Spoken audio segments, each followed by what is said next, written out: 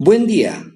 Dentro de nuestra línea de difusión, Fundamentos y herramientas de gestión empresarial, en esta ocasión presentamos el tema Evaluación de puestos y estructuras salariales.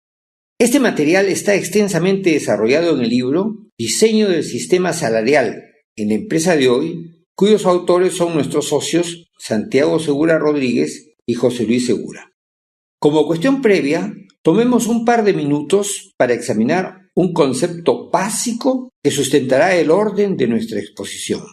El grado de satisfacción del personal respecto a sus saberes depende de dos variables y no de solo una. La primera variable es la consistencia salarial interna, es decir, la correspondencia que debe existir entre los requisitos y responsabilidades de los puestos y las remuneraciones de quienes los ejecutan. Los trabajadores que tienen a su cargo las labores más complejas y exigentes deben tener remuneraciones mayores que los que desempeñan tareas más simples y menos desafiantes. Por su parte, la consistencia salarial externa concierne a la relación existente entre el nivel de remuneraciones de nuestra empresa y los de otras organizaciones. La comparación de cuánto se nos paga y cuánto se paga en otras compañías por trabajos equiparables sin duda propicia un sentimiento de justicia o de inequidad que afecta en mayor o menor grado a la satisfacción laboral. En el marco enunciado, la evaluación de puestos es la herramienta que permite establecer la importancia o valor de cada puesto respecto a los demás de la propia empresa, lo cual constituye la base ineludible para instaurar y preservar una consistencia salarial interna. La consistencia salarial externa, por su lado, se cautela por la vía del diseño y actualización de las estructuras de remuneraciones de la compañía, aspecto que, por cierto, incluye la comparación metódica de los niveles de haberes de la organización con los prevalentes en el mercado. Ahora bien, la extensión y contenido de la materia nos ha llevado a segmentar su presentación en dos partes, expuestas también en dos videos. En el primer video abordamos los conceptos y técnicas de la evaluación de puestos y en el segundo nos ocupamos de los concernientes a las estructuras salariales. Examinemos en una primera instancia un panorama de la evaluación de puestos como marco para analizar luego su metodología. En cualquier organización laboran decenas, centenas o millares de trabajadores, cada uno de los cuales posee características personales derivadas de sus aptitudes, su personalidad y otros factores. No obstante, cuando abordamos el diseño y la administración de sistemas de remuneraciones, las decisiones no se toman sobre la base de las particularidades de las personas, sino de las características de los puestos que éstas ocupan. La totalidad de los puestos de una compañía obviamente no tienen funciones o características de idéntico tipo. Más bien, sus contenidos, exigencias y responsabilidades son de distinta índole. De ahí que, tal como se plantea en el diagrama, para la evaluación se demande clasificarlos en una primera instancia en grupos ocupacionales. El grupo ocupacional de ejecutivos y profesionales comprende los puestos que tienen una u otra de las siguientes características. 1. Su cometido fundamental es lograr resultados a través de otros. Y 2. Es requisito ineludible que sus ocupantes posean educación universitaria completa. Se catalogan en este grupo, por ejemplo, el puesto de jefe de determinado departamento o unidad organizativa, el supervisor de planta de una refinería, un jefe de mantenimiento especializado o un analista de sistemas senior. El grupo ocupacional de puestos técnicos y administrativos congrega los puestos que no demandan la educación y el ejercicio de supervisión señalados para el grupo anterior. Son algunos ejemplos las posiciones de oficinistas, las de especialistas intermedios y las que exigen educación superior parcial. Los ocupantes de estos puestos, por regla general, solo son responsables de su propio trabajo. Por último, el grupo de puestos operativos incorpora los trabajos de planta y de mantenimiento en los que se mezclan los conocimientos de orden técnico, la destreza física y la actividad corporal. Algunos puestos de este grupo son los operadores de maquinaria de planta, los operadores de montacarga y los operarios de mantenimiento de equipos. Para terminar este examen panorámico de la evaluación de puestos, fijemos nuestra atención en la columna final del diagrama. Esta expresa gráficamente que dentro de cada grupo ocupacional los puestos se ordenan en categorías. En la ilustración que vemos en pantalla, los ejecutivos y profesionales se han clasificado en 4 categorías: A1, A2, A3 y A4. Por supuesto, A1 es la categoría más alta dentro de este grupo ocupacional por congregar los puestos con los mayores requisitos y obligaciones, y A4 resulta la más baja, ya que concentra los puestos más simples y menos desafiantes. De semejante manera, los puestos técnicos y administrativos están clasificados en 5 categorías, mientras que los puestos operativos cuentan con 3 categorías. Obviamente, en la práctica el número de categorías de cada grupo ocupacional puede ser mayor o menor que en el ejemplo, dependiendo del giro de cada empresa, de la naturaleza de sus operaciones y de la complejidad en general de sus actividades. La revisión panorámica efectuada pone sin duda de manifiesto que la finalidad u objetivo último de la evaluación de puestos es la clasificación de estos en categorías dentro de sus respectivos grupos ocupacionales, como paso indispensable para diseñar un sistema de gobierno de las remuneraciones. ¿Cómo diseñar un sistema de evaluación de puestos? Un sistema de evaluación de puestos está conformado por un conjunto de normas, procedimientos y documentación de los puestos de trabajo que permiten clasificar a estos en categorías. El diseño de tal sistema consta de las 3 fases que se exhiben en la pantalla, fases que compete ejecutarse para cada uno de los grupos ocupacionales. La primera fase consiste en diseñar el manual de evaluación de puestos.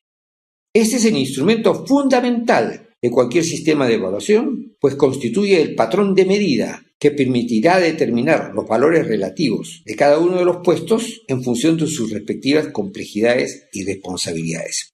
Un manual de evaluación de puestos contiene los factores que a manera de termómetros posibilitan medir las diversas características de los puestos. Como ilustración, en la pantalla vemos los 5 factores del manual del grupo ocupacional de ejecutivos y profesionales de una empresa cliente nuestra: formación, autonomía del trabajo, responsabilidad por resultados, responsabilidad por supervisión y responsabilidad por informes. Cada factor del manual cuenta con una escala de grados y puntos que permiten señalar la intensidad con que se presenta la característica particular en los puestos por valorar. En el caso, por ejemplo, del factor formación, observemos que tiene desde 1 hasta 13 grados, identificados con números romanos, y que cada grado posee un valor en puntos que fluctúa entre 25 y 250. Para fines de la evaluación, los grados y los puntos del factor formación resultan de hallar la intersección de las filas, educación indispensable para desempeñar el puesto, con las columnas, rangos de la experiencia requerida. Así, por ejemplo, si determinado puesto tuviera un requerimiento de educación superior universitaria, fila 2, y demandara 2 años de experiencia, columna C, le correspondería a la posición 2C en la matriz y su grado sería 6 romano, con lo que obtendría los correspondientes 119 puntos. Los restantes factores tienen, para todo fin conceptual, similar conformación y aplicación. Por ejemplo, en 3 puestos evaluados con este manual, las calificaciones en los 5 factores fueron las que veremos a continuación. El puesto de asistente legal alcanzó 560 puntos, el de auxiliar administrativo 192 puntos y el supervisor de digitación 373 puntos. La tabla incluida al final del manual establece los rangos de puntos que corresponden a cada categoría del grupo ocupacional. Si la aplicamos a los 3 puestos del ejemplo, al asistente legal le correspondería la categoría 2 por estar en el rango 501 a 650 puntos. Haciendo lo mismo con el auxiliar administrativo, es claro que está clasificado en la categoría 5, cuyo rango va de 0 a 200 puntos. Y el supervisor de digitación en la categoría 3, pues su calificación está en el rango de 351 a 500 puntos. La segunda fase del diseño del sistema consiste en efectuar el análisis de los puestos del grupo ocupacional bajo estudio. En este paso se persigue acopiar información sobre las tareas, requisitos y responsabilidades de los puestos y volcarla en sus respectivas descripciones. En pantalla vemos un segmento de la descripción de un puesto. La elaboración de las descripciones de los puestos demanda un acopio de la información sobre sus contenidos, requisitos y responsabilidades, lo que puede hacerse recurriendo a uno de los siguientes 4 métodos. El método de la observación consiste en constatar visualmente cuáles son las tareas componentes del puesto, presenciando la ejecución del trabajo a lo largo de cierto lapso.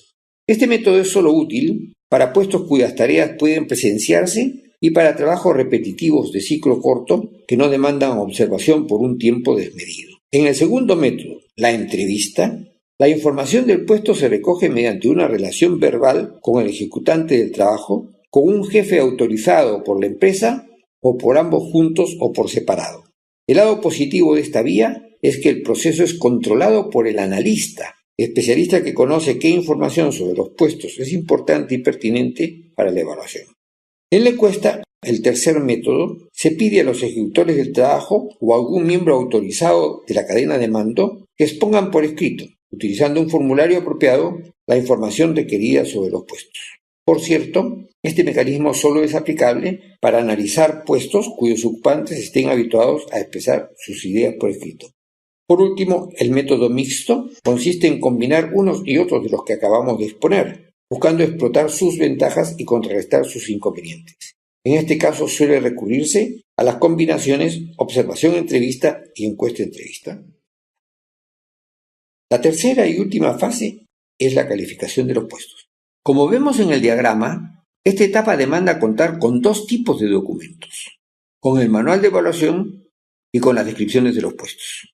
Con estos documentos, la calificación es efectuada por un comité de evaluación, es decir, por un órgano que tiene facultades para determinar, con sujeción a las directrices y parámetros establecidos para el efecto, los valores relativos de los puestos. El comité de evaluación es el núcleo de la evaluación de puestos, ya que su actuación determina, en última instancia, la consistencia y la calidad de los resultados del conjunto del proceso.